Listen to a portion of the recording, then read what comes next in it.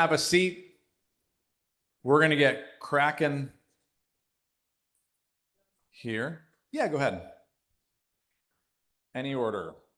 So thanks, folks who are online in the room. We're getting started.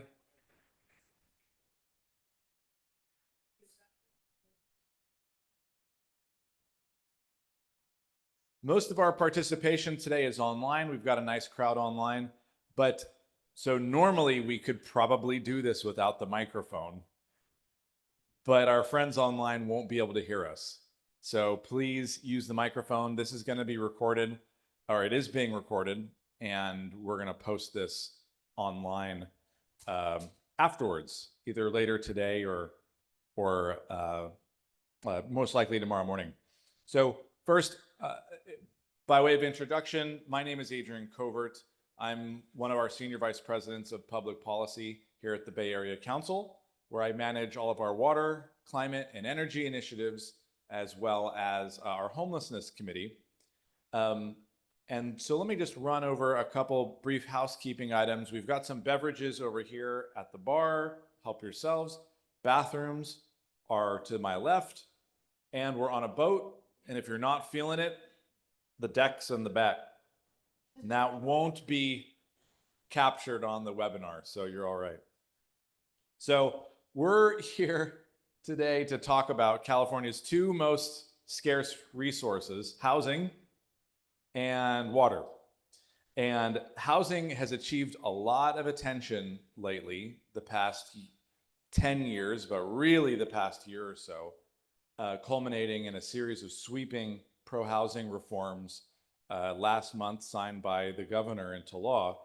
But we were just talking, Jennifer and I were just talking about how whenever the rains come back in California's water situation and drought subsides and the water situation seems okay, people tend to forget about water and it doesn't get as much attention as it deserves, when of course it should be the other way. This is when we should be investing, we should be preparing for the next drought.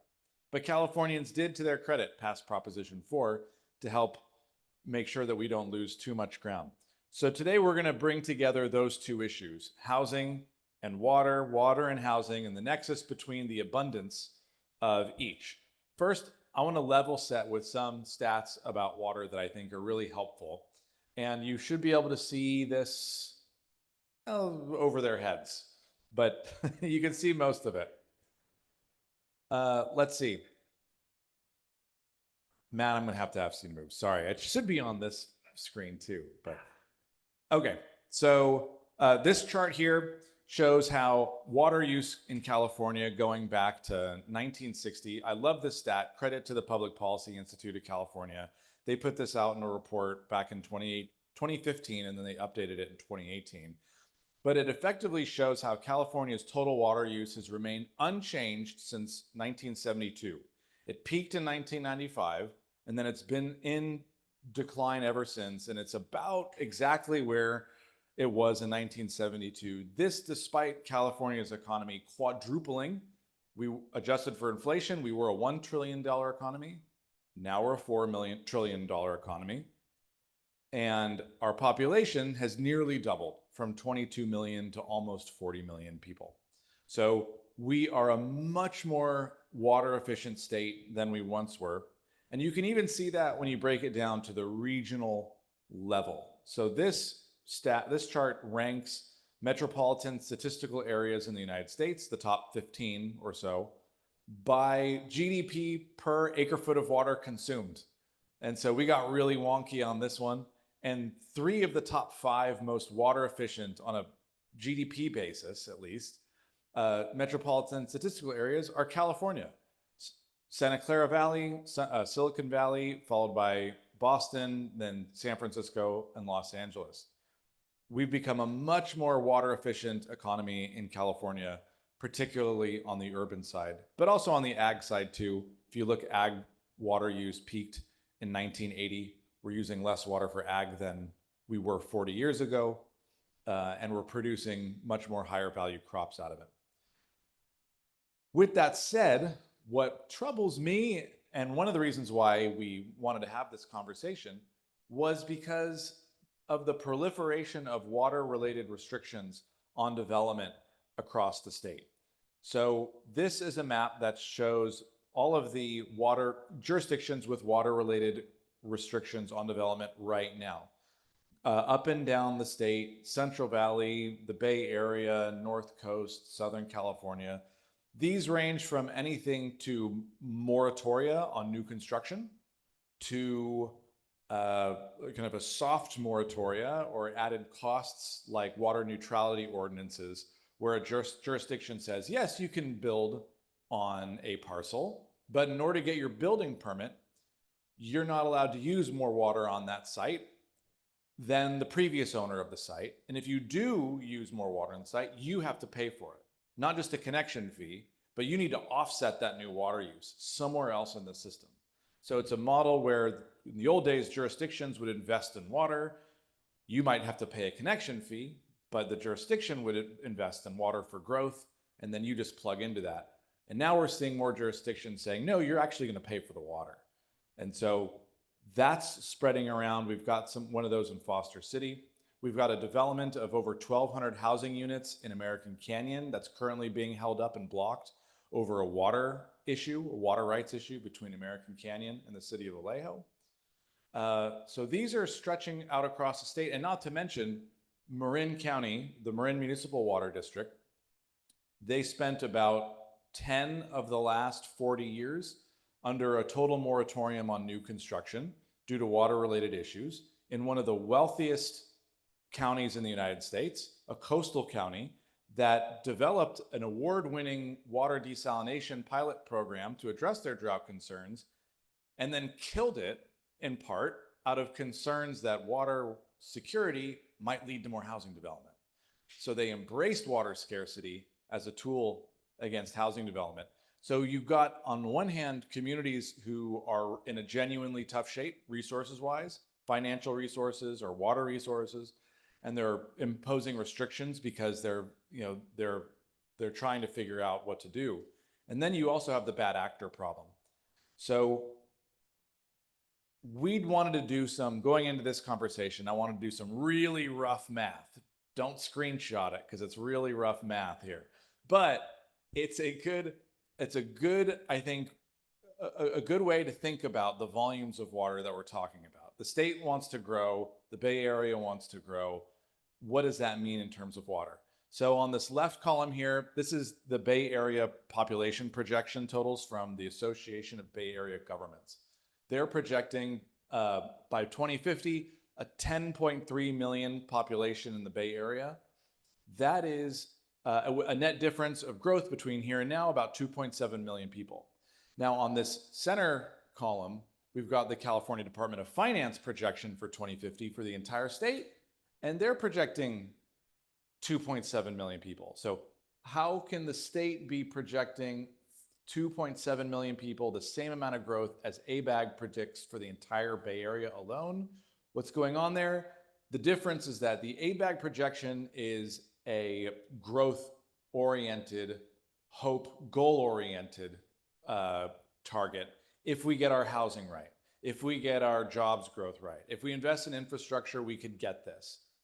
The Department of Finance projection is a running out the status quo, the current trends. This is where we're headed. So ABAG projection is where we should be.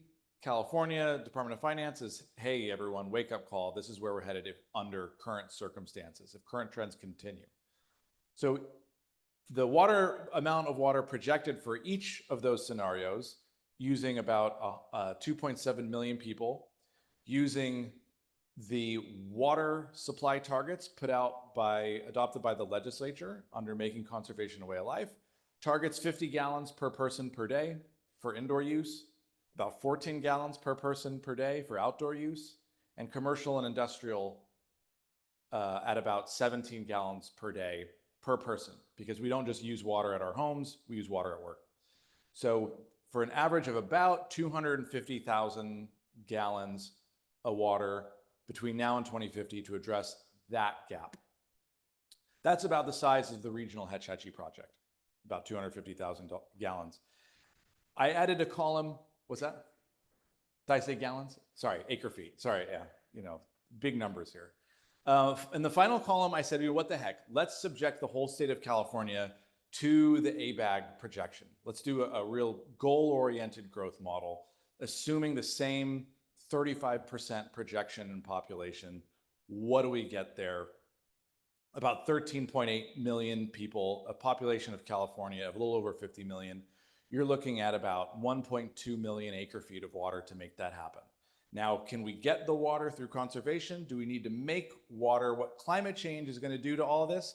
That's what we're going to talk about today. So without further ado, let me welcome our panelists. Sean Herman is a partner at Hanson Bridgett, specializing in natural resources and land use law. Matt Regan is my colleague here at the Bay Area Council and a senior vice president of public policy, managing our housing work. Dr. Newsha Ajami is the director for urban water policy with Stanford University's Water in the West, and a hydrologist specializing in sustainable water resource management. And Jennifer Pierre is the general manager for the State Water Contractors, a statewide nonprofit association for public water agencies that contract with the State Department of Water Resources to purchase water from the State Water Project, which serves about 27 million Californians and 750,000 acres of farmland. So with that, thank you all for chatting water, all things water, and housing. So you've got 2 mics, is that right? 2, do you? All right, you and I will share that one, this Matt.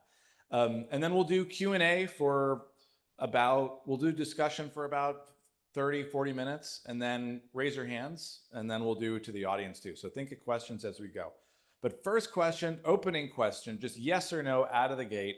Does California have sufficient water supply wherever it is? Do we have sufficient water supply today to meet our population and housing growth needs through 2050? Absolutely, yes. Yeah. Yes. Okay, so that said, excellent. We can all go home. That said, it sounds like then the problem is, where does it come from, right? So let's talk about housing, because that's that's been in the news lately. So Matt and Sean, I'm wondering if you can just level set with us quickly.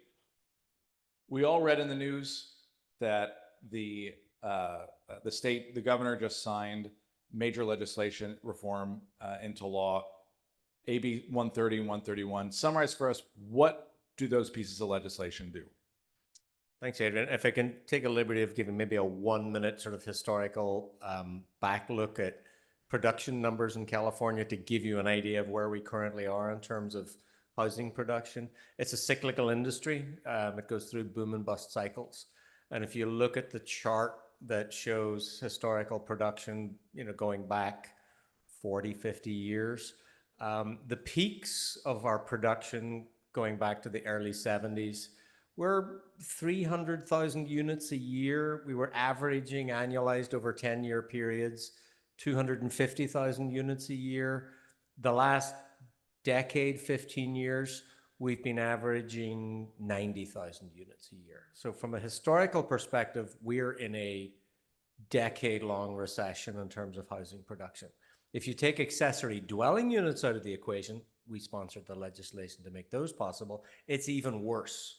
So to give you to match Adrian's population growth, we are also doing a really bad job of building housing to match economic growth and population growth.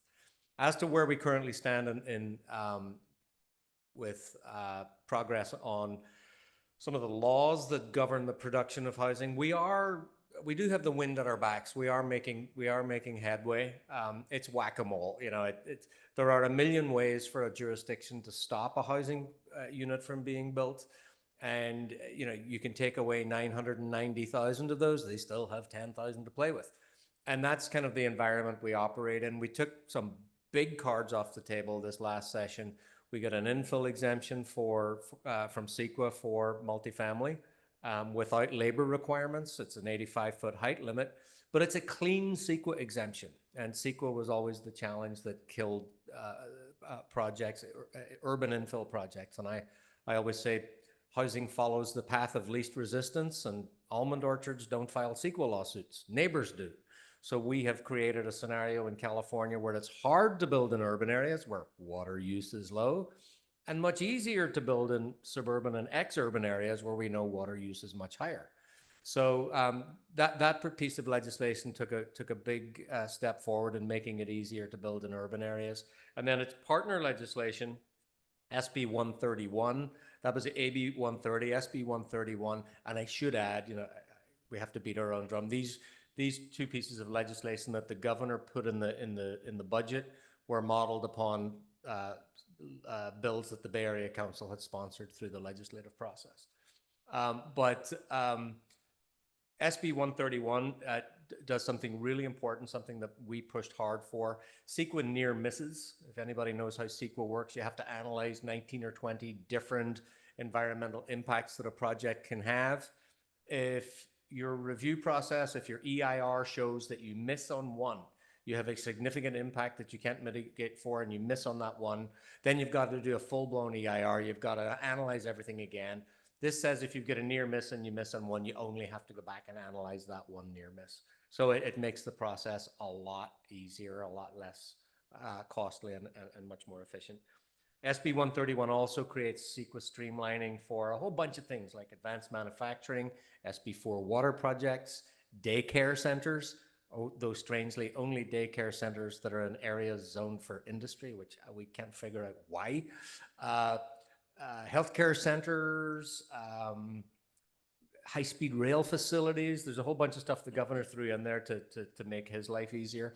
But we are making progress. Are we anywhere near easy enough to get back to 300,000 units a year? No, a long way to go, but making progress. Yeah, first and foremost, thank you very much for the invite to present on this.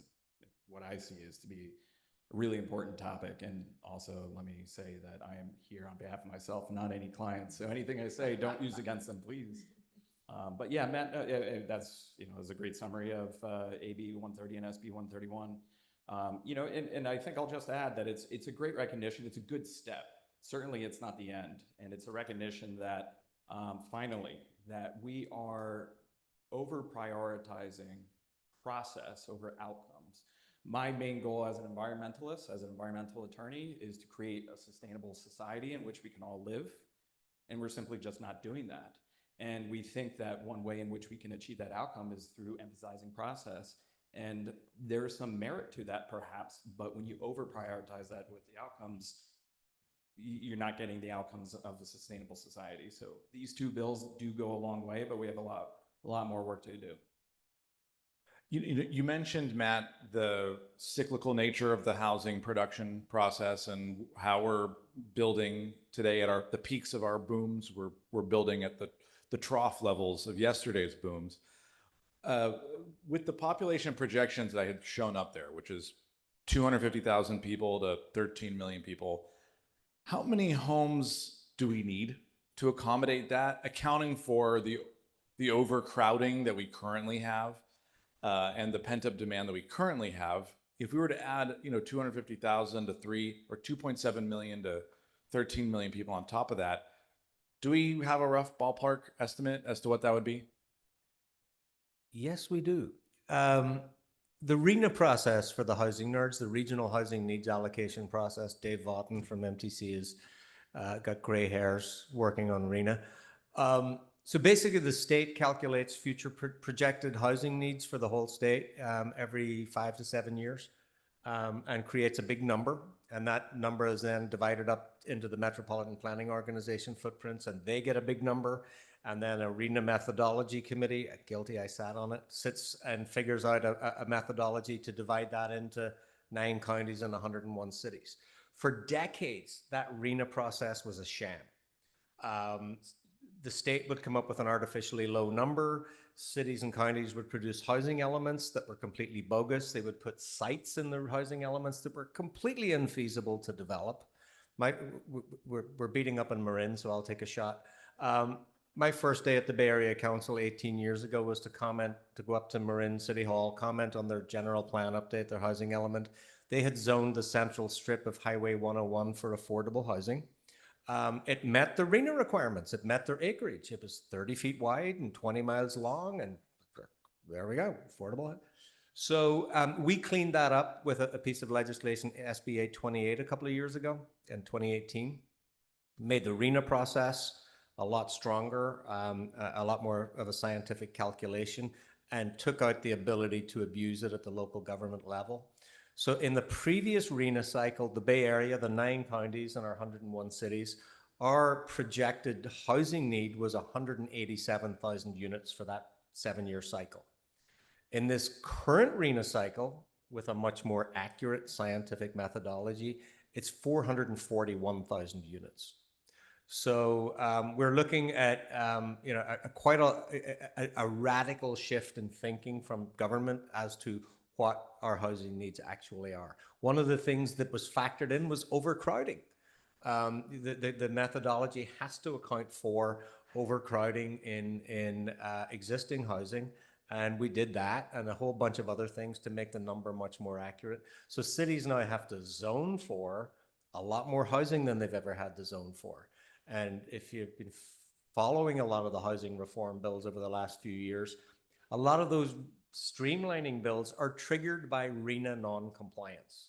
So if a city doesn't have an approved housing element, their plan for future growth, or if they're not keeping pace with their required growth, then the developer can go, you're out of compliance with RENA. These streamlining measures kick in. I can use the builder's remedy, for example. I can build, zoning no longer applies. I can build to whatever the market will bear. So we're seeing a lot of things like that happening, which are good. And we're actually dealing with real numbers for the first time in terms of population growth and housing need projection, which as a data-driven organization, that can only be a good thing. Okay, so how many units do we need statewide is that number known? It is known, but I don't know it. I should. It will be on HCD's. So I do know it for the Bay Area, and I can't remember what it was for the whole state. It's a couple of years since I looked at it. Yeah, but I do know that the LA MPO, their RENA number was 6.5 times larger than their previous cycle. We get shortchanged a little bit. Ours was only 4 times larger. Theirs was like 6.5 times. We were a little upset our number was so low, but it's a significantly larger number than it's ever been before. Okay, we're going to keep on housing for a little bit, and then we're going to get to water with Newsha and Jennifer. And at any time you want to chime in on any of this, feel free to. But you've seen the trend in Sacramento has been to clamp down on the ability of local governments to abuse local ordinances to thwart housing production. So zoning, parking minimums, CEQA. Now that the state is chipping away at those tools, and in some cases taking those tools away entirely, I'm wondering if, Sean, maybe you can explain what powers local governments have to use water in a bad faith way to block housing, as they've been doing in some cities, not all cities, on zoning and parking minimums and all that. So I would hesitate to use the term power. I think that really what this is an authority of last resort. But under the water code, water suppliers have the ability to impose housing water supply connections, moratoria on connections, when there is not just an actual water shortage, but that if there's a threatened shortage.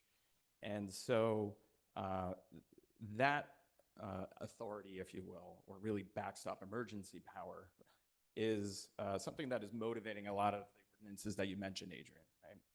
And so I think that's something that has always been around, of course. And if there isn't the water available to supply to the population growth that we anticipate, then there's simply no ability to build the house. You're just going to have an empty house in which there's nothing coming out of the faucet, no miracle of water coming on every time that you turn it on.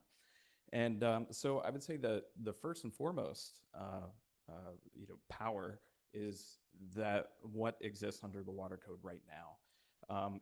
There's that fits with with the CEQA process, of course, that when there's a project that the water supply availability is something that needs to be assessed, needs to be considered, and needs to be vetted pretty thoroughly. I mean, there's case law out there even for Article 18 water under the State Water Project, that there's uncertainties as to whether or not deliveries will be made to the extent that it's anticipated.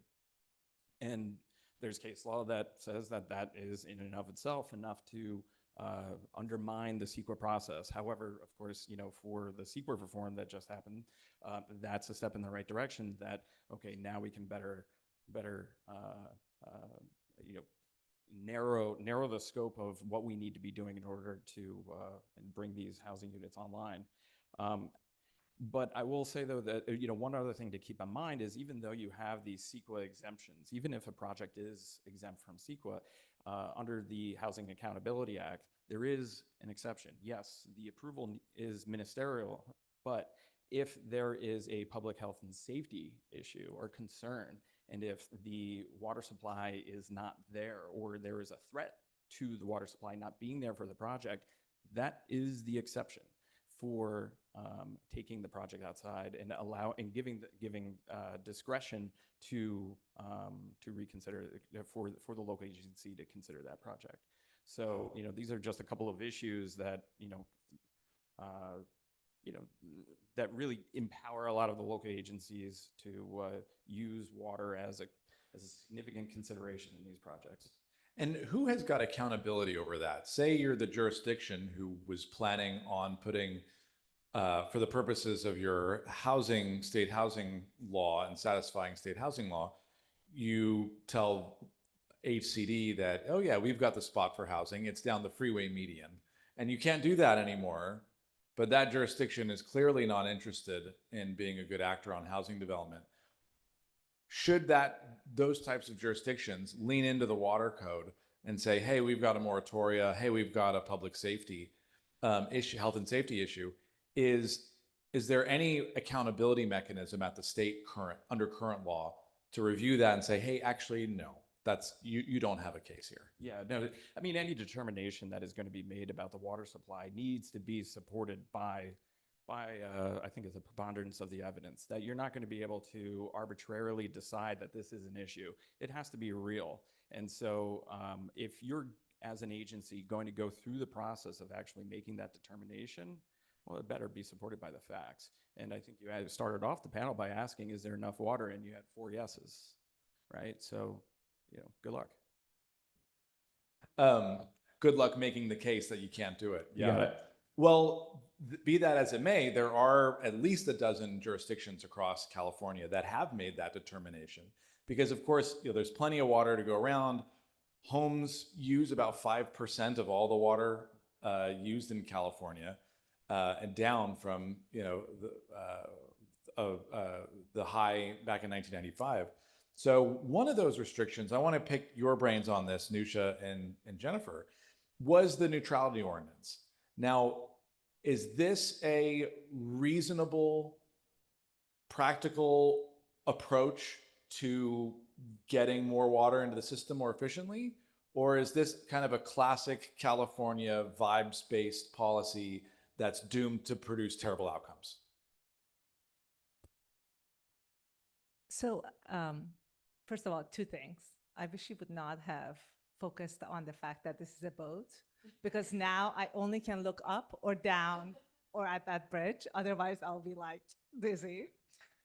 Joking. Second,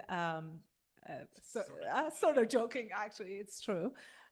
Second is, I also have to say, I am actually now with Lawrence Berkeley National Lab, still have affiliation with Stanford, so I think that's an important fact to put out there. I think on the neutrality question, I would say I actually am very much pro some of those because it gives you a chance to help some of the communities who do not have the resources to update their, for example, washing machines and dishwashers, or they're not efficient buildings, to get resources to do that, right? So it gives you an opportunity for the new housing to provide resources for the old ones and the old stock that's not as efficient. And we do that in energy, actually. That's a very typical thing we do in the energy sector. So I think it's a good thing. Now, that's very different from, saying that, oh, we don't have enough water, let's not just build housing. So I'm pro that approach. I think it's a very innovative way to bring resources to update infrastructure. In that case, I'm talking about like housing as an infrastructure versus, and we do have the same thing when, like in San Francisco, we have on-site reuse ordinance, which actually requires every new building that's built that's larger than 100,000 square foot or larger needs to have an on-site reuse system in the building to enable them to reduce their water footprint. And that's not a bad thing. I know urban areas are not a big water users versus ag, and I'm a big proponent of actually not dividing the two communities in any ways. I think it's important to think about this as a continuum. We depend on ag. Everything that comes out of ag, we use. And they need to become more efficient. We need to become more efficient. So if we can do it more in the urban areas, why not? Let's do it, right? And I think this is an approach to kind of change that pattern. Me today. I'm actually learning a lot too. I focus on statewide water policy, so a lot of these local issues are interesting and new to me. In fact, I hadn't heard of the neutrality ordinance until recently, surprisingly, since I served on the Petaluma Planning Commission for 8 years prior to taking this job. And I'm quite surprised Petaluma didn't include that ordinance in its general plan. So, I think without commenting on the specifics of it, I would say, of course, there's a mechanism to incentivize conservation. And so, that's a rational thing to want to do. But to the extent that we can see within a dozen plus communities, it's actually precluding the development of housing, it's a problem. And I think that when I answered yes, that there's enough water, what I meant was we do have enough water that comes into the state. Are we managing it in a way to avoid scarcity? No. So it's a very different question to me. And I think that what we do in statewide policy, obviously impacts local water availability. And we need to start thinking about how to reduce scarcity. Not every drought needs to be an emergency. While I was on the Petaluma Planning Commission, it was during the 2014-15 drought, and there was a moratorium on construction during that time. And I think Sonoma County deserves a lot of credit, for example, in how they've managed water and figured out how to, manage their reservoirs. But it's those sorts of things we can do across the state to really reduce the severity of drought. And it does require infrastructure, and it does require operational rule changes, and it requires investments at the local, regional, and state level. And that's really where I think we're starting to see some of the lack of enthusiasm of, really doubling down on this infrastructure. This whole state was built in the 50s and 60s, and it's time to reinvest. And we've been hesitant to do it, and we're going to suffer for that. One more local example I'll give, just to maybe spice things up, is one of the water districts that's serviced by the State Water Project is doing 400 new hookups a month. And they're expected to grow by 20% in the next 25 years. And they have tapped out all their local supplies. So I'm just going to put that out there as part of our discussion of, what we're trying to do statewide to really allow that continued growth. And at the local level, we have to deal with the conservation and the land use and the anti-sprawl. I'm not suggesting go forth and go everywhere, but we do have a growing population. Whether it's 13 million or 2 million, they all need water. And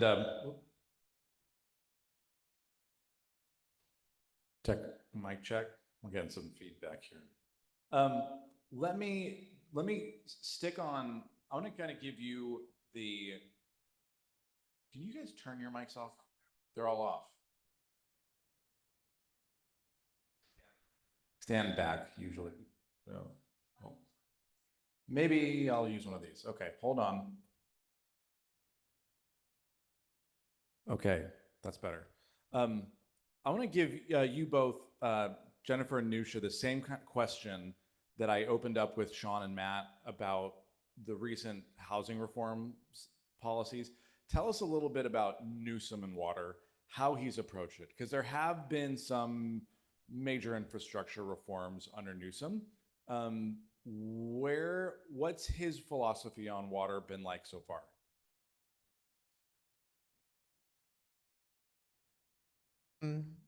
I think Newsom has been really willing to look at climate impacts, and I think the quickness with which it's causing major changes in our hydrology and how to make adjustments to that. I think he's been, I think, pretty brave, honestly, in stepping out.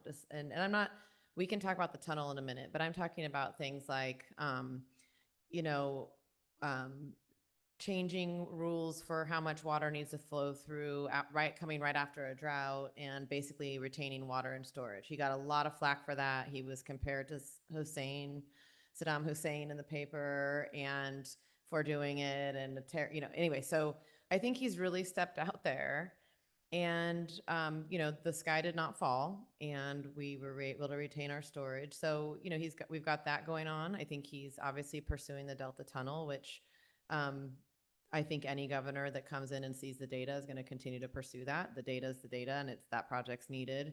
And then, of course, he's trying to pursue healthy rivers and landscapes, which, is 90% of all water users in the state are supporting in part of. So I think he is trying to do bold things. He CEQA exemption on Sites Reservoir. He's got a trailer bill out right now that's mostly related to the Delta Tunnel, but does some of the same CEQA reforms as the Kings Arena and the Intuit Dome and the high-speed rail and Sites Reservoir. So, unfortunately, we're still not seeing it, a lot of everybody excited about it. But I think he's really put himself out there. Has anyone put any?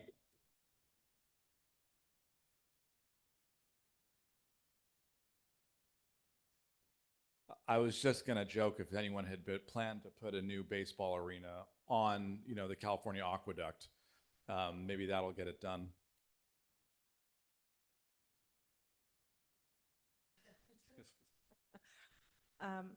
Okay, so this is a very loaded question, how he's doing. From my perspective, I think he has definitely tried to make water a topic that, he has prioritized it, but I would say the way we approach water, and this is not a California issue, this is actually very much of a national issue, is we still approach water and water infrastructure and how we do water for the future the same way we did in the 1900s. We still want to build the same things. We still want to build big stuff, centralize this, centralize that, and just close your eyes and think about how our energy sector has evolved over the past 30 years. If I tell you tomorrow somebody is going to write a national or a statewide energy strategy, and that includes let's build more power plants, let's do this, let's do that, you'll be like, really? Now I can put a solar panel on my roof. Why do I need to build more power plants, right? So I say this because I think part of this is driven by the way our system is set up, and everybody's comfortable with the way it works, and we have been able to manage it. Part of it is because the business model, our utilities and water agencies, our water sector demands this kind of transition. And part of it is lack of imagination, to be honest with you. We are totally in a different time. We still treat our water to the highest quality. And do you know what we do with it? We flush it down the toilet, right? Highest quality water. We use energy, we use material, we treat that water, it leaks halfway through, and then we flush it down the toilet, so water our lawns with it.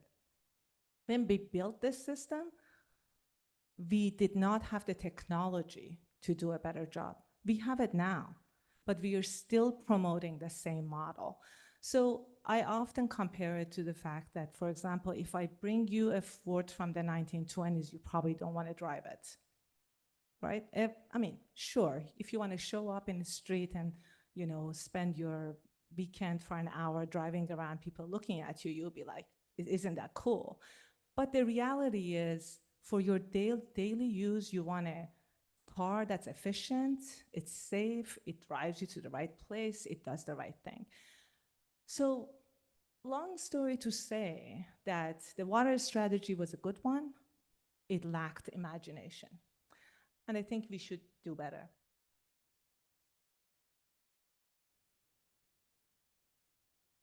I wanted you to, if I can, Newsha, have you elaborate a little bit more on this, the future of the water utility space? Because, you know, just from I think for a lot of people, there are a lot more constraints on moving a molecule of water than moving an electron.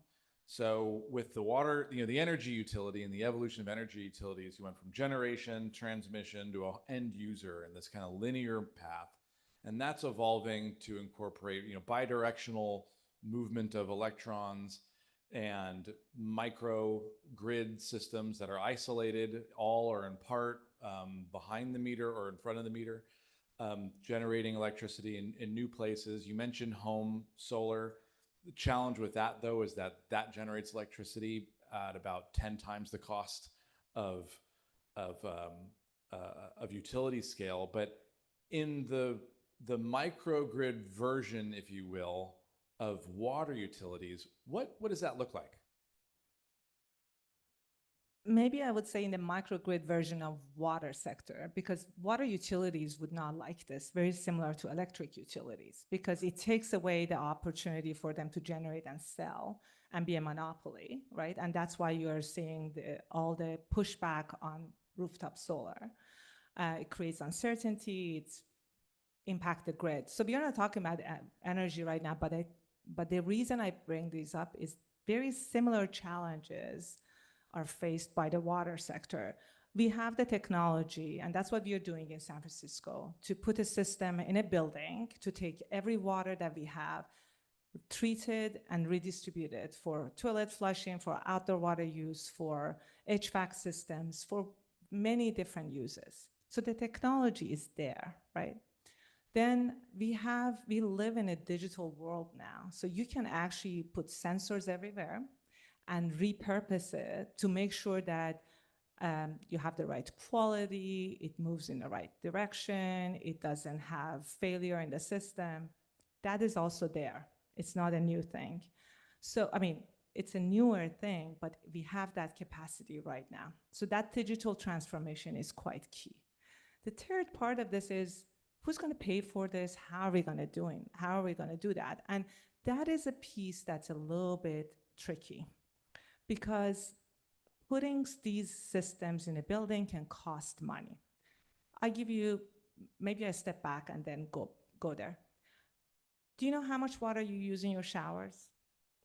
30% of the water in your home is used in your showers. How much water do we use for toilet flushing? Another 30%. Where is your toilet? Next to your shower, right? So if you could treat that water and flush your toilet, just imagine indoor water use would drop by 30%. So, and I'm not saying this because we have to conserve water. This is actually today's technology. We should be doing that. So I know I sort of dragged it on, but I want to say the water utility is going to look very different as if and when we transition. And we are gradually transitioning because of various reasons. But for example, if San Francisco is, you know, when San Francisco took that ordinance in 2012, I remember I would go around and be in meetings and would say, oh my God, this amazing technology is out there.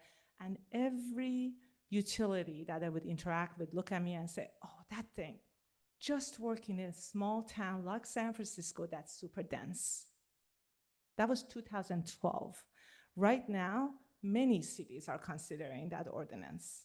On-site reuse is actually not a niche technology, is something that many cities are considering it, including City of Austin that already has an ordinance in place. Some of the California cities are considering it. So that is a possibility today, right? So we are making that transition. Our utilities are not making that transition. And that is going to have an affordability problem, which hopefully we'll talk about. But that's. I just wanted to add, I think that, conservation is a really critical part of the water portfolio moving forward. And I think Californians have done an amazing job. I think even, going back to your question about Newsom, in the 14-15 drought, Brown said, everybody just conserve 25%. A lot of agencies responded to that by building drought resiliency into their portfolios so that when the Newsom drought occurred, I guess we'll call it that, he said, everybody move to your tier 2 drought management plan. And then that allowed communities to implement the pieces of their portfolio in a way that made sense for their own conservation. And I think the technology Newsha's talking about is important, and this could definitely be an important tool for communities. But at the end of the day, what we've got are two kind of factors occurring. One is that the air is thirstier, the land is thirstier, even drought tolerant landscaping is thirstier than it was 15, 20 years ago. So just the availability of the water as it is made, is in the system is being sucked out by our own atmosphere. And then you do have population growth, and, it may not, obviously it was very robust, post-war. And now we're not going to see that kind of growth. I think we can all acknowledge that's just not the kind of growth that California is going to have, but it still is going to grow. And it still is going to require water. And you can conserve 30%, but you still need some sort of base supply. And, just speaking for the State Water Project, for example, if you were to replace that whole system and we go to more of a local, we just want to be at a very microgrid type thing, you would need more than 45 desalination plants to replace that supply. And that's a legitimate societal discussion to have if that's where we want to go. But we should also be thinking, like, is that, first of all, permittable? And second of all, affordable. And I think that water agencies are trying to figure out how you piece a portfolio together that's affordable, climate resilient, and never stops working. And those pieces are really important to water utilities. I don't see our utilities, when we represent 27 wholesalers and hundreds of retailers, really overly concerned with kind of having the monopoly. I think most people want to make sure that their systems work. That's what they're trying to do. So I think bringing in kind of closed system, all of that is really important. But the governor's hotter dryer plan said we need to conserve 500,000 acre feet of water. That's a huge deal. We get there almost by implementing the conservation standards that you put in your first slide. And even those are going to be, for some communities, a cut by 50 to 70% in their current water use. Okay, so I just want to clarify. The idea is not to not build more centralized system or get rid of the baseline. I think that is important. The key is what size are we building, right? So, and I would just say also I personally do not use the word conservation, because when you go to this whole like on-site reuse system or solar panel on people's roofs, you're talking about more infrastructure. Those are all infrastructure, just different size. And that means you're changing the water supply need behind the meter and front of the meter, right? So it's more of a demand management strategy rather than conservation. Now, I think we need to invest in infrastructure. We cannot, this state cannot survive without investing in infrastructure, centralized infrastructure, because we are built based on we could not have existed if we would not have built these major infrastructures.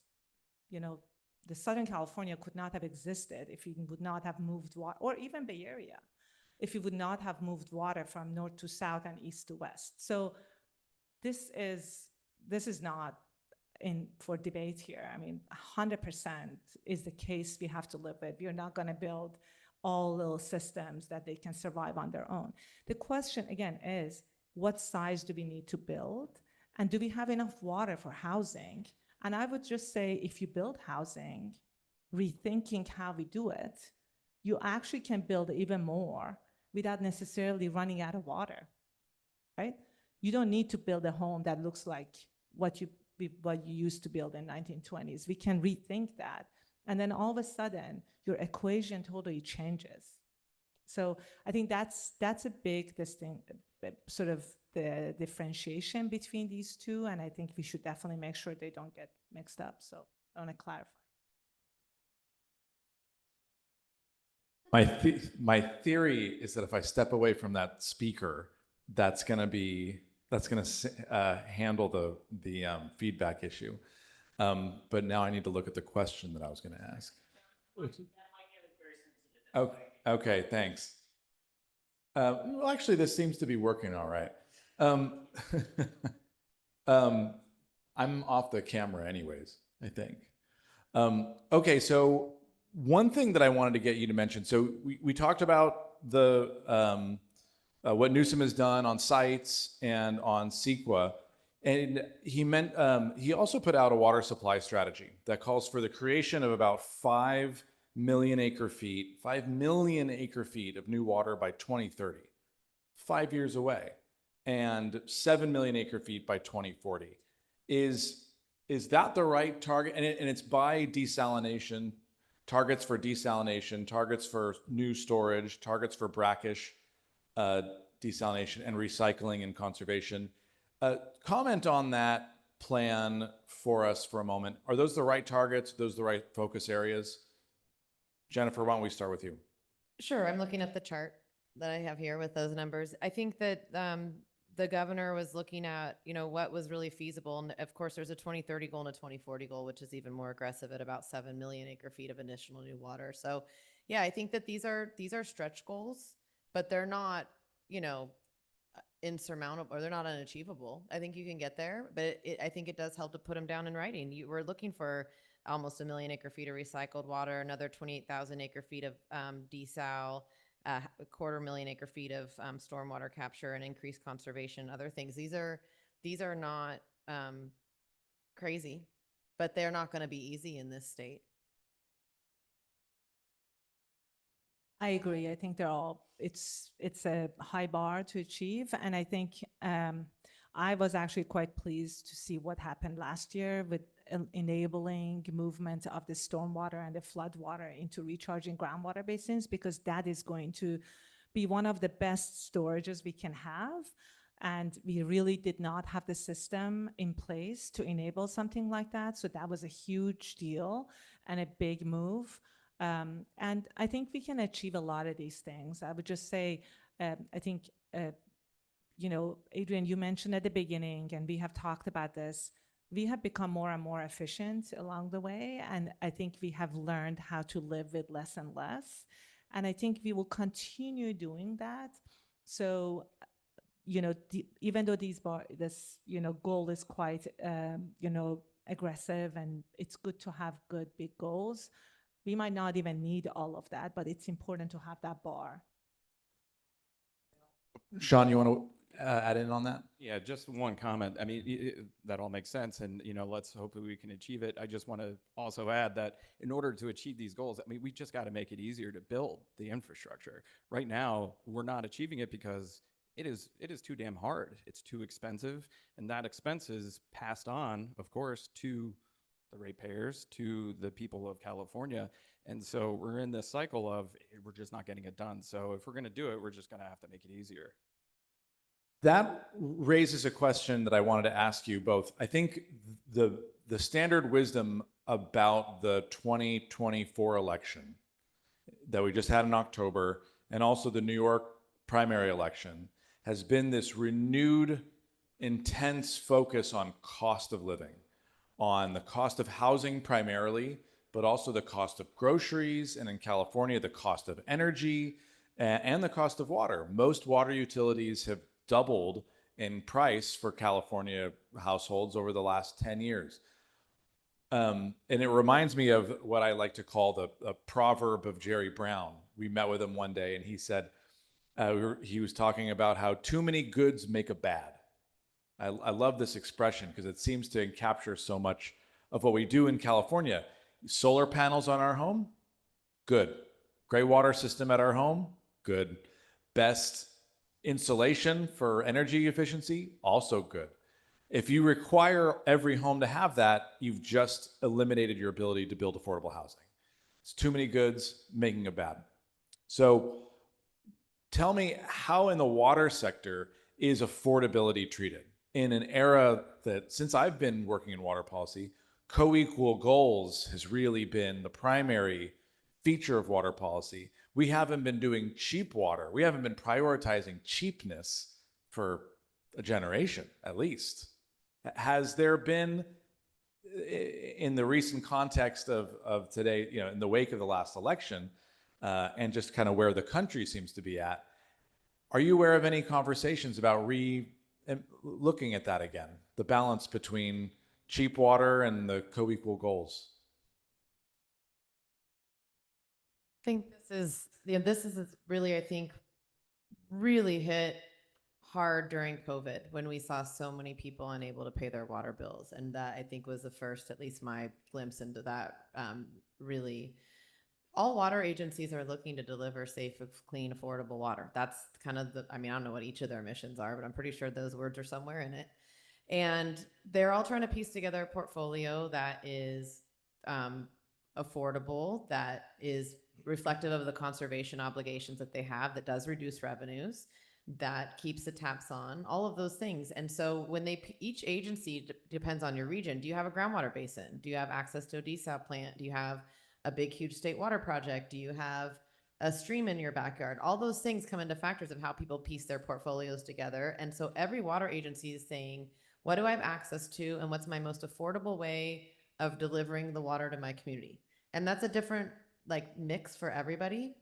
But speaking for the State Water Project, which is my job, we are, for most of our agencies, the most affordable supply. And so that is why there's such a fierce protection of the State Water Project among the State Water Project contractors that do serve 2/3 of the Californians. We also serve 3/4 of all disadvantaged communities. Most Californians live in our service area, and therefore most disadvantaged communities live in our service area. So it is a very acute component of how our agencies piece together their portfolios. So it's top of mind. We are starting to see 10, 12, some agencies proposing 20% increases in water rates because they've got to maintain existing infrastructure, they've got to build new infrastructure, and their revenues are being reduced through conservation actions and the restrictions on serving low-income communities. There's all sorts of pressures. So I think it's been more than just this recent election, but I think that water is now, I think, part of the dialogue with housing and energy, which has kind of been on the forefront of the conversation around affordability. It's challenging for people to understand that. They think in gallons. But I think people think, oh, well, you know, that desal plant was only $1 billion. So that's clearly a better deal, but they're not looking at the volume. And that's the problem. When you compare volume for volume between different alternatives, what you find is that the movement of large volumes of water in existing infrastructure is by far the most cost-effective way to do it. And I would also point out that that existing infrastructure also allows us to do things like groundwater recharge. You need a canal to move the water around the state to put it in the ground. You need a canal to move the water to put it in a reservoir or to deliver it to a recycling water facility or even to do water exchanges to reduce scarcity. So this infrastructure is really critical, and maintaining it is not cheap, but it's also actually the most cost-effective way of retaining the reliability in the state. If panels where everybody agrees with each other bore you, I'm about to brighten your day. I'm going to disagree with something Newsha said a little earlier about how we fund some of the efforts to make buildings more efficient as it relates to their water use. And in California, we tax the construction of new housing to pay for parks. We tax new construction to pay for police. We tax new construction to pay for schools, for mosquito abatement districts, for everything. Some jurisdictions in California, the fee load on a new home is over $120,000 a door before the developer puts a shovel in the dirt. They're writing fee checks to local government agencies over $100,000. So as a housing advocate, I get very leery when I hear ideas proposed. Well, if we make new construction pay for older construction to make their buildings more efficient, that's a good thing. That doesn't sit well with me, particularly because the residents of those older homes bought those homes in 1975 for $100,000. They have huge Prop 13 property protections, and they tend to be the ones that show up at City Hall. I was in Alameda City Hall last night to testify for 350 units of new housing, and a bunch of neighbors are there going, well, I don't want that in my neighborhood. It's too big. And I live in the apartment building across the street. And I'm like, I remember testifying for that apartment building 8 years ago, and people showed up to oppose it using the same rhetoric you're using today. So I get a little nervous when people say, let's heap fees and taxes and impacts on new construction to pay for retrofitting existing buildings, older buildings for the benefit of existing residents. I just want to put a marker on that's part of the problem with housing affordability in California. Can I slightly push back? So I think another alternative would be the new development can build their own infrastructure. So then they can have the water, right? So I think the reality is, as Jennifer said, the water supply sources we have right now are the cheapest we can get.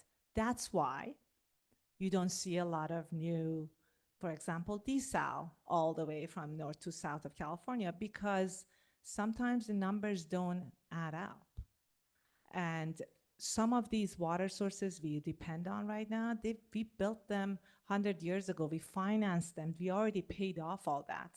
So we actually are dependent on these infrastructure. We have to maintain them. They're expensive because they're old, but they're still, when you look at the numbers, they end up being the cheapest water we can get because we are not producing the water. Remember, that water it's coming from a natural source. So we are not paying for the generation.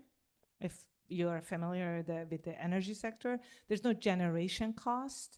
There's only storage delivery cost associated with that. When you start putting recycling plant and desal plant, then you actually have to pay for generation as well, right? So these are just to draw a comparison. So yes, it's not that attractive to enable others to become efficient, but that's actually much cheaper than building more like massive centralized infrastructure sometimes, and it's faster.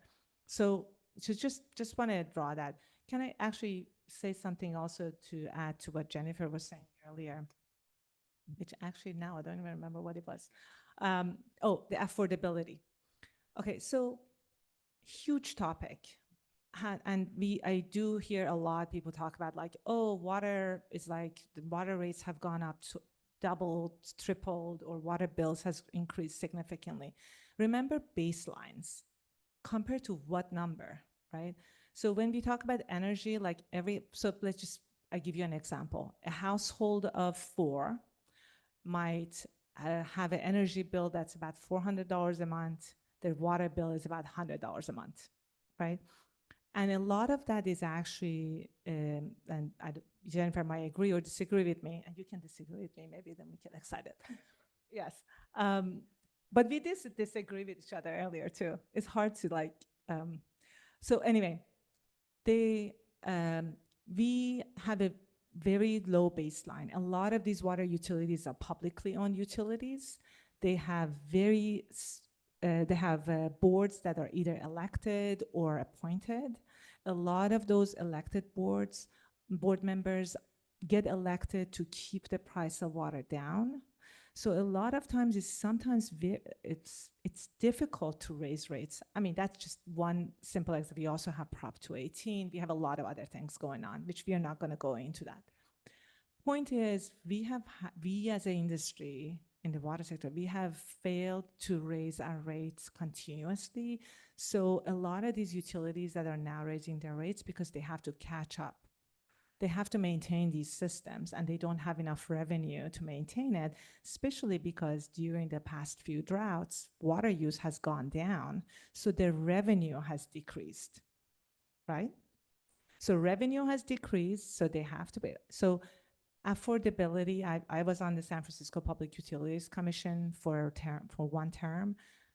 It's forefront of every utility's mind because no one wants to deal with public pushback, right?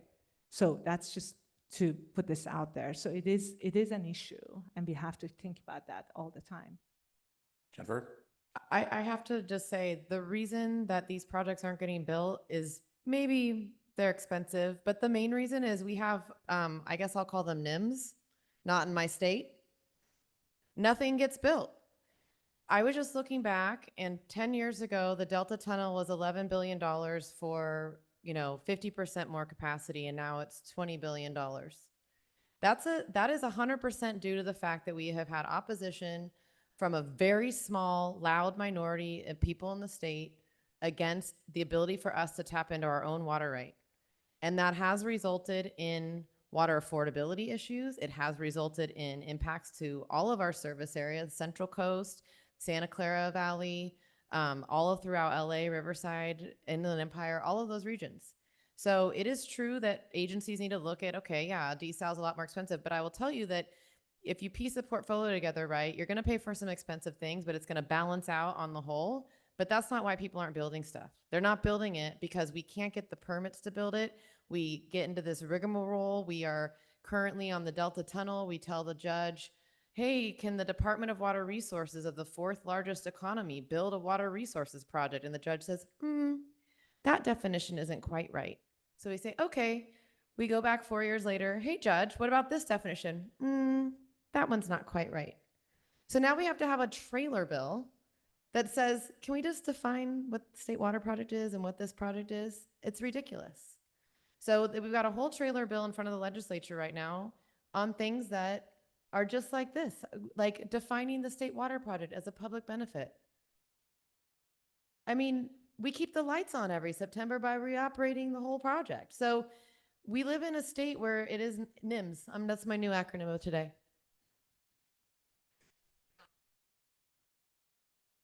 For a second, to go back to Sean's point, we have become a state of box checkers.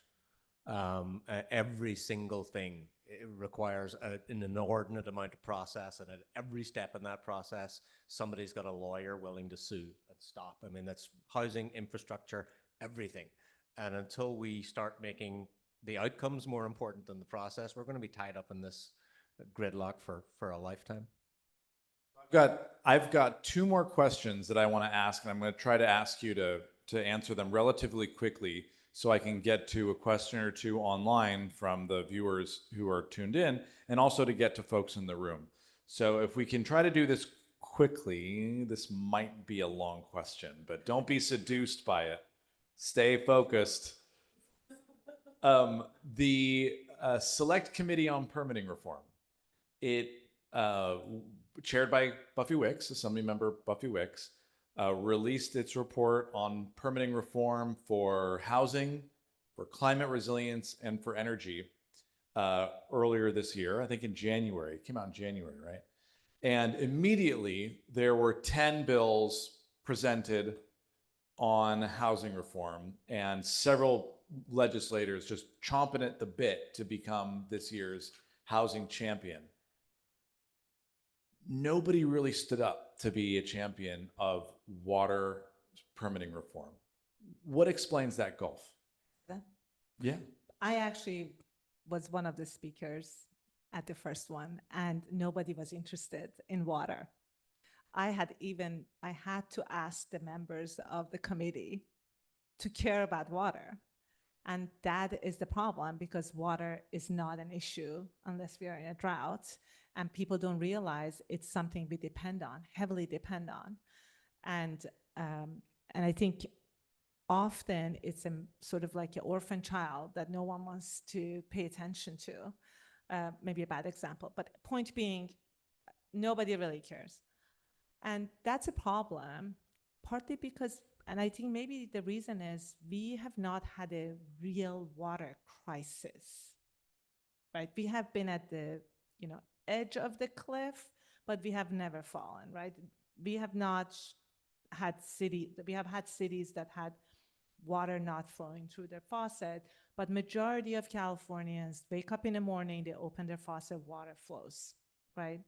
Even during the depth of the last drought, there was no major city had to stop delivering water, right? And that is only when people start caring, and that's when the energy sector had its moment, when the whole Enron crisis happened, and we had all these blackouts and brownouts, and everybody's like, what is going on? And then we started paying attention. So I think that's one of the reasons, to be honest.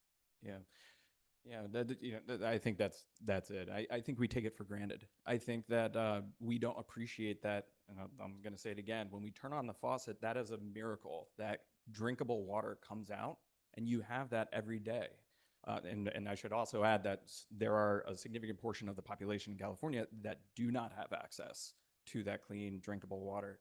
And so as a result of taking it for granted, we don't educate ourselves about it, including our electeds. And so it's just not a priority. It's just not something that we're going to invest the time because there are so many issues that we have to deal with. So unless there's a crisis, why bother? So I agree. I would say we also don't have a single story. So it's very easy for state and federal representatives to say, I won't touch it. So that's on water agencies to figure it out. And we are doing that. So we're going to come back and forth with a plan. But I will say, I'll just tell a quick story. Well, I've been in the Capitol, unfortunately, a lot lately. And I sat down in an office and I said, I'm pretty sure someone sat in this chair 20 years ago and was talking about the housing crisis coming up, and it got ignored. And that's kind of to your point, is when it becomes a crisis, it'll be something we'll get some movement on. But can we please not get there? Because that's a serious thing. That was probably Matt 20 years ago talking about the housing crisis. I was thinking about just a very flippant answer to the question, that the reason the housing bills got through is because the Bay Area Council's housing policy team is far superior to our water policy. All right, you're gonna get the hard question now. Okay, so okay. Last question from me, and then we'll do a question from online and then the audience. The governor and the leadership call you into a room and they say, all right, we're serious about water. No more messing around. What's the top one or two things we need to do to right the ship and make sure we've got an abundant water supply to meet our housing demand? First, okay. I'm not a water policy person. All I know about water is that fish live in it, and I spent Saturday afternoon floating down 15,000 cubic feet per second of the Sacramento River with my daughter fishing for trout, and it was a great time. That's what I know about water. So I'm probably going to say something stupid and touch a few third rails, but just to highlight my ignorance on the subject. As I drive up and down the Central Valley, to and from my favorite places to go fishing, I see signs next to almond orchards, water is food security. And I'm like, those are almonds. Is that really food? Do we need to be the world's supplier for almonds? So, if we're to really prioritize the highest and best use of water, if we get to that crisis point where the faucet's not turning on in San Francisco, but we're flooding almond orchards in the Central Valley, will the governor at the time be willing to have that conversation? Highest and best use, people, not trees. And perhaps say, okay, if you're growing almonds for export, you pay market rate for your water. You don't get the state subsidized rate. That would probably be something, again, if we get to that crisis point, and don't tell the Western growers I said that, but that would probably, I think, be something that would need to be addressed in terms of highest and best use for water in the future. You're officially invited on tour. Well, there's no flooding of almond orchards. Second of all, if you would like to have lettuce, citrus, grapes, dairy, name anything, and by the way, we supply 70% of the nation's fresh fruits and vegetables, you have to grow a crop that makes you money. So we can stop growing trees, but then you're not going to get anything else out of the valley, because it'll not turn a profit for the people who have businesses, and farming is a business. Lastly, I'll just note that the ag on State Water Project pays the exact same price as the urbans. There is no subsidized water cost. So we should do a tour on ag. But I will say that during droughts, absolutely that happens. Ag will readily admit that water on taps is more important, and they'd like to not have to pay for that water, and that was the biggest issue we had on the state project. But there's no argument that the best and highest use is keeping water for people. So I think that's good. So governor calls me in. I think it's like, remind him of all the things he says, but never in the same sentence. Sites, Delta conveyance, and groundwater storage. That is the spine of the state's water supply system, and every regional and local project stems from that. That's so. I just how do you package those and get her done? I just want to say I agree with you on the act thing. I think you're forgiven because you're not in the water world. But I said at the beginning too, I think it's important to remember we are a consumer of what comes out of ag. So we are not separated from them. And I say this because I'm a city girl. I grew up in a city. I live in a city. I have never farmed a day of my life, but I very much appreciate what it goes into that. Again, but you're absolutely right on the fact that permanent crops, they need a lot of water. But also, as Jennifer said, we can think about how we do water use and how we can become more efficient. I'm not saying they cannot do better, but I don't think it's about like us versus them or what they do versus what we do. So I think we should all do better. So that's what that. And the second thing is, I think I want to reemphasize what you said. Water as a commodity right now is free. So if you have a bucket, you go to the river, you take water out of the river, it's yours. But if you want it to be delivered in your faucet, you have to pay for the services you receive. So we pay for the services we receive, and AG pays for the services they receive. So therefore, they pay a lot less because they don't need a highly treated water because they don't drink it. So that said, government calls, I would say 100% on, first of all, I think we should do better in connecting land use and water use. I think one of the biggest problems we have in this state is like in the US actually, land use and water use are separate. The planning process is separate. So we make a lot of poor choices when it comes to land use, and then the water people need to respond to that. That's the first thing. The second thing I would say is, I think demand management, not conservation, demand management needs to become more central to the discussion we are having, partly because I am personally very worried about water utilities not being able to pay their debt if they keep investing in infrastructure, which they are not right now being able to build it. They keep planning for it, but not building it. As Jennifer said, but when they build it, and there will be no demand at the end of that pipeline. So I think we should be much better at figuring out where the demand is and how it's evolving. And I think the governor needs to focus on that. And I think groundwater recharge is very, very important. We should use that as a way of storing water and managing our water in different ways, and actually then preventing subsidence and not having issues with infrastructure that we have a lot of other side effects that we are having because our groundwater basins are going dry. How much time do I have, Adrian? I have an hour-long response. You have 60 seconds. 60 seconds. All right. One is with the Bay Delta plan. We didn't really get into it, but there's a provision in the water code that right now the state board or regional boards, when adopting a water quality control plan, need to consider the need for developing housing within the region.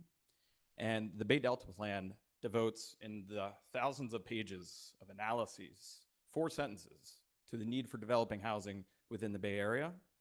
And the Bay Delta plan, as is, subject to healthy rivers and landscapes, which is great. But the 2018 plan is going to require 54% rationing in San Francisco. How is that going to affect housing? We already talked about that at the beginning. But I think clarifying and emphasizing what the state board needs to do is under the existing language in the water code is one thing. I think the second thing is, this is a pipe dream, but hey, why not? Is, if building the infrastructure is important, keeping it affordable is even more important. And I think we need, I think we need Prop 218 reform, because right now, who is, with all the capital investment that goes into this, who's going to bear the brunt of it? The people who can afford it the least. And Prop 218 doesn't allow shifting that cost among people. And so really the lower income, middle income people within our state are going to suffer the most as a result of this much, much needed infrastructure. Yeah, somehow go ahead. I would just want to say, yes, I'll take Prop 218 and replace one of my dreams. Okay.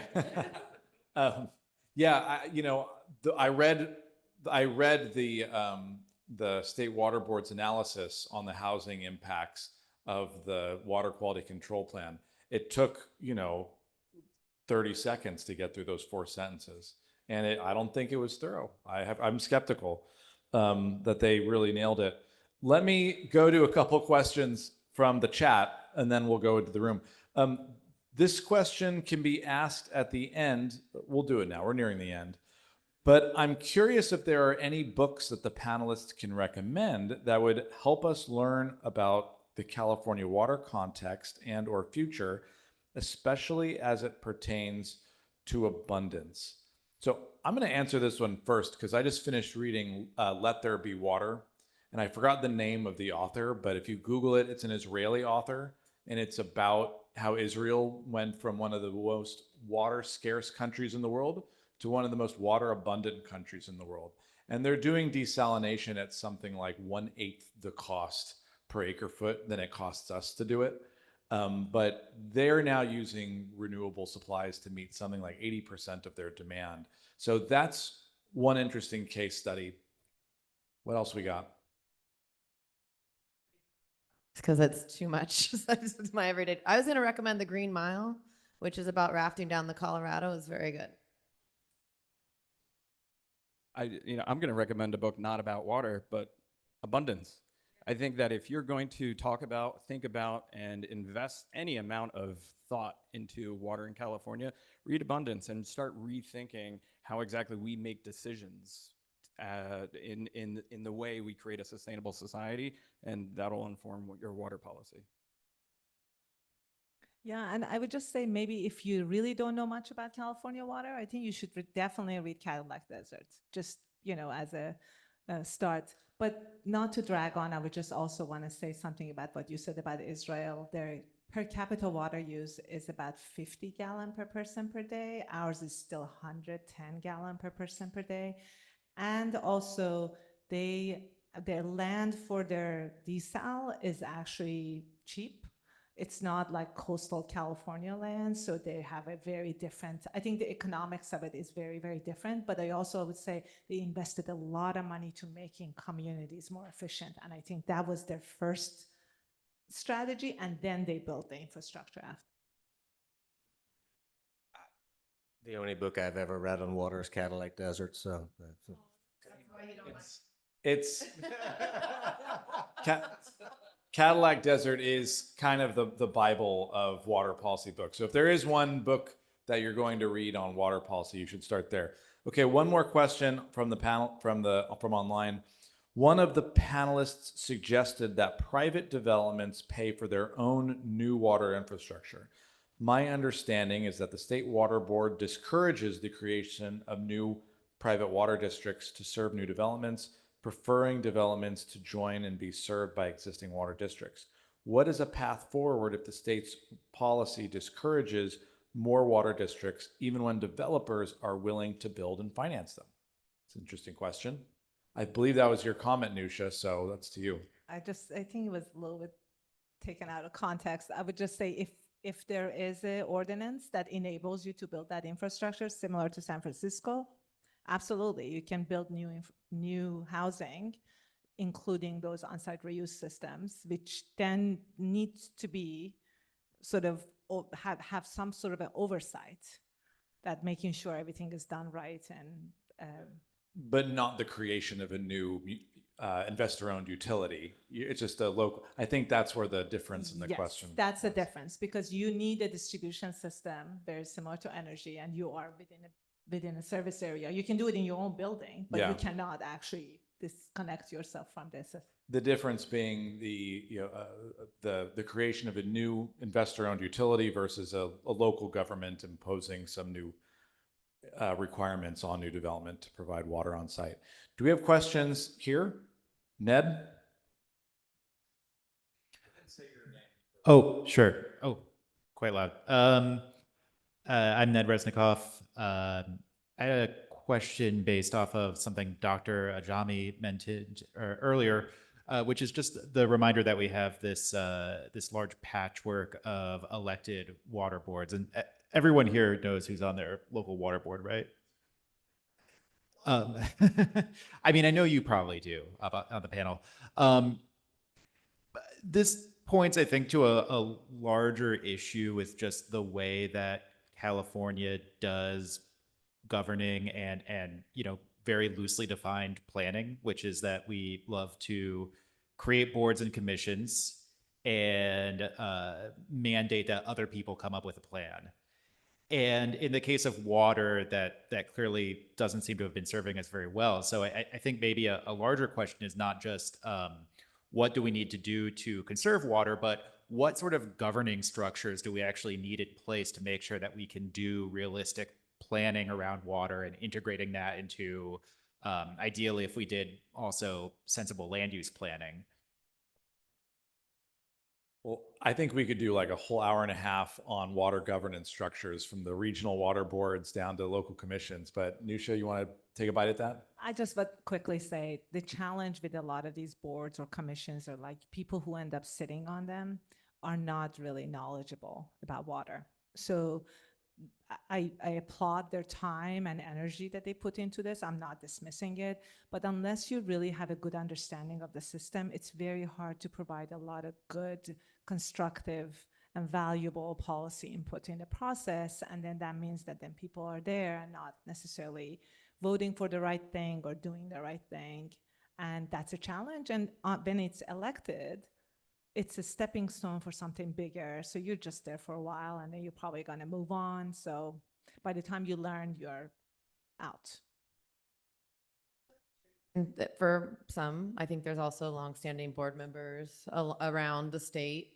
But I think to this question and the previous one, I think that I'm not sure we've kind of got the right combination of kind of centralized governance around water and the local, actual delivery. I think, and that speaks to the consolidation. I think that the previous commenter was trying to raise around the state board saying you should consolidate in order to make things more efficient for those that don't have clean access to water. But do we want like one big centralized water thing in land use? Do we, what is the right combination of that? I'm not sure we have it with the thousands of different water districts we have throughout the state, but I also wouldn't, I don't think it's one extreme or the other, but what is the right balance? I think that's a fair question to be asking ourselves. I'm going to use an analogy here, so a comparison that you're all familiar with. And Ned, you actually point out a very good sort of dynamic that's at play in California. We over-democratize everything. There's an elected or an appointed body by electeds to oversee absolutely everything. And our sort of knee-jerk response to every problem is have an elected body. Let's create a body, a decision-making body to solve that problem.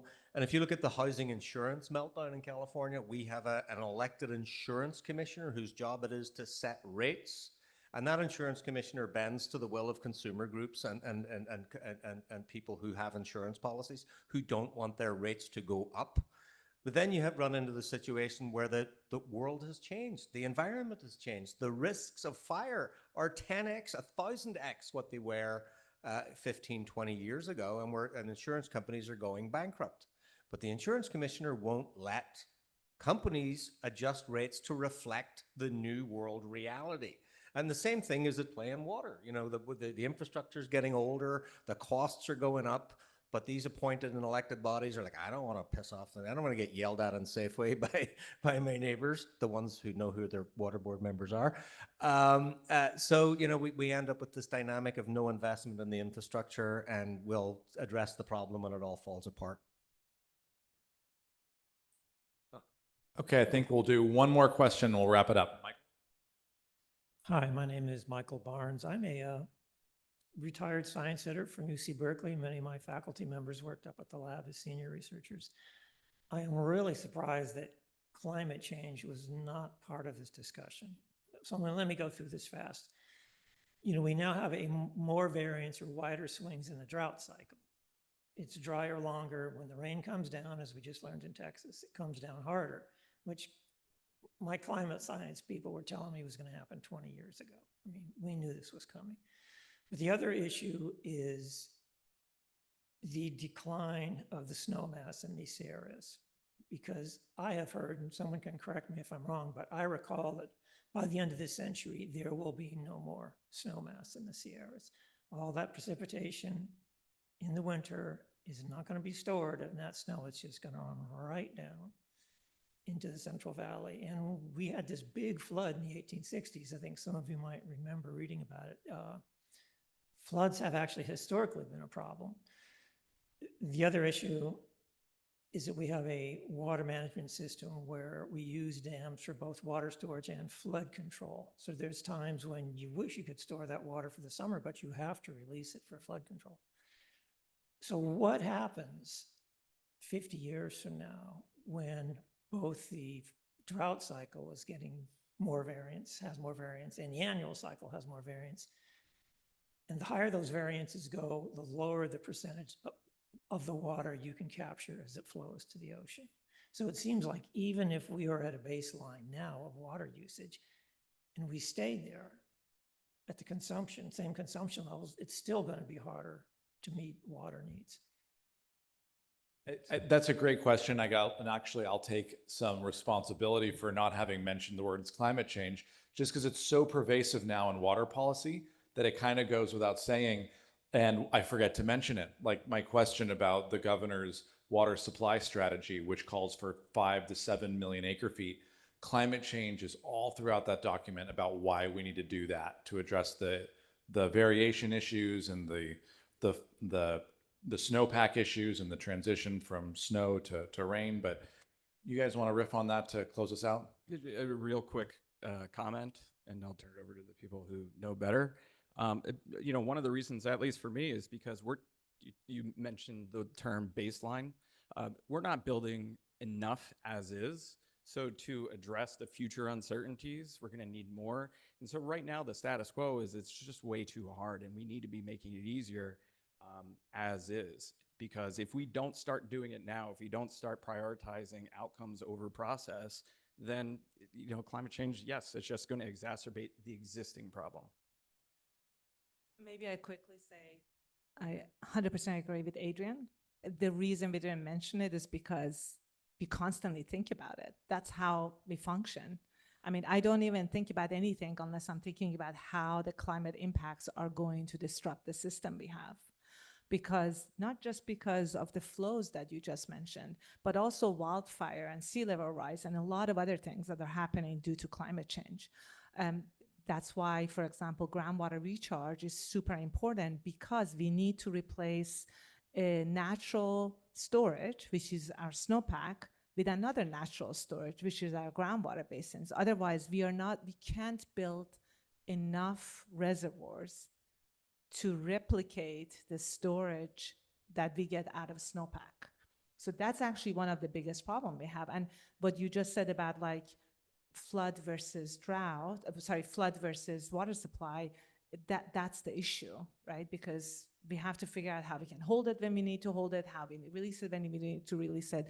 Jennifer actually mentioned it when she was talking about everything is thirstier. That's what she meant. I don't want to speak for her, but that's what she meant. And the last thing I would say is a lot of our thinking has changed when it comes to climate change and how we do infrastructure. Our governance structure has not changed. Our laws and policies are still from the time that we did not have climate change or didn't know how to deal with it or how to manage it. And I think that is actually the holding pattern for us, because a lot of the laws and policies we have don't enable us to do a lot of things that we need to do to manage or build a climate resilient future. State Water Project is doing just what you said. Everything we're doing is responding to that. And I loved your comment about your modelers telling you 20 years ago, because same for me. And we'd go around saying, this winter time's going to shrink and it's going to fall as precipitation instead of snow. And we're going to have to figure out a way to capture it, or we're just going to lose it all. And people, oh no, that'll never happen. And then I guess one good thing is that people are personally experiencing it. We're experiencing 5 inches of rain in downtown Sacramento. We're experiencing a deep drought right after a super wet year, and vice versa. So it is easier for the public to understand these impacts, and so we can respond to them. But this is the purpose of the Delta Tunnel. The rain is going to fall in the Delta. We need to pick it up. It's not going to be slowly released from a reservoir after it melts as snow.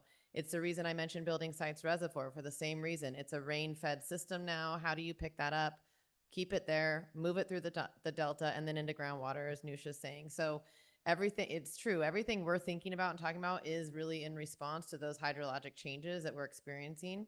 I also mentioned Sonoma County Water Agency and how they're managing, which is under FIRO, or Forecast Informed Reservoir Operations, which is now a pretty widespread approach to dealing with the balance between conserving water for the summer and managing for flood control, and working with the Army Corps of Engineers for how do you have some flexibility in your flood.